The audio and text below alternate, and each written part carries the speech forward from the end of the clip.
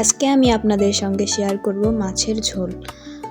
বাজার থেকে একটি মাছ নিয়ে এসেছিল, সেই মাছটা একদমই তাজা। মাছটা কাটতে আমার হাত একদম রক্তে লাল হয়ে গিয়েছিল। খুব একটা বড় ছিল না মাছটা, একদম মাঝারি সাইজের। তারপরও আমি বলবো মাছটা খুব তাজা ছিল, তাই খেতে অনেক মজা হয়েছে।